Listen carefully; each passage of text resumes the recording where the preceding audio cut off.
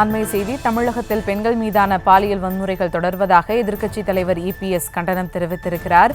மேலும் விவரங்களோடு இணைகிறார் செய்தியாளர் லதா. வணக்கம் லதா, விவரங்கள். வணக்கம். பெண்கள் மற்றும் பெண் குழந்தைகளுக்கு எதிராக தொடரும் பாலியல் வன்கொடுமைகளையும் அதனை வேடிக்கை பார்க்கும் திமுக அரசுக்கு கடும் கண்டனம் என குறிப்பிட்டு எதிர்க்கட்சி தலைவரும் அதிமுக பொதுச் செயலாளருமான எடப்பாடி பழனிசாமி கண்டன அறிக்கை ஒன்றை வெளியிட்டிருக்கிறார்.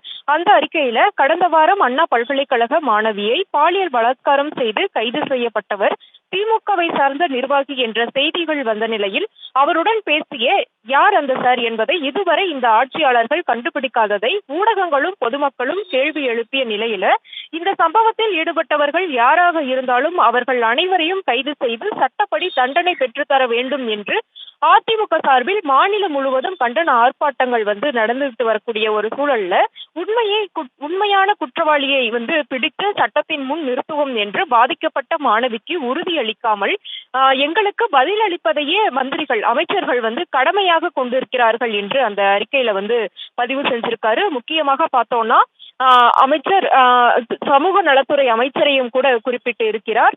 அவர் கடந்த சில நாட்களுக்கு முன்பாக எடப்பாடி அவரை குறிப்பிட்டு பேசிய ஒரு நிலையில அவருக்கு பதில் அளிக்கக்கூடிய வகையிலும் இந்த கண்டன அறிக்கையை வெளியிட்டு இருக்கிறார். மேலும் பார்த்தோம் அப்படின்னா பெண்கள் தங்களை தாங்களாகவே காத்துக்கொள்ள வெளியில் செல்லும் பொழுது தற்காப்புக்கான ஸ்ப்ரே, அதே போல எமர்ஜென்சி நெட்வொர்க் அலாரம் உள்ளிட்ட பாதுகாப்பு உபகரணங்களை வைத்துக் கொள்ளுமாறு கேட்டுக்கொள்கிறேன் என்றும், தமிழ்நாட்டில் இப்படி ஒரு நிலை வந்ததற்கு உங்களை போன்றே நானும் வருந்துகிறேன் என்றும் குறிப்பிட்டிருக்கிறார். திமுக ஆட்சியில் குறிப்பாக பெண்கள் மற்றும் பெண் குழந்தைகளுக்கு பாதுகாப்பு இருக்காது என்ற அவல நிலை ஏற்பட்டுள்ளதாகவும், இந்த ஆட்சியாளர்களுக்கும் காவல்துறையினரும் பாதுகாப்பு அளிப்பார்கள் என்ற நம்பிக்கையை தமிழக மக்கள் இழந்து விட்டதாகவும் அதுல அந்த அறிக்கையில தெரிவிச்சிருக்காரு.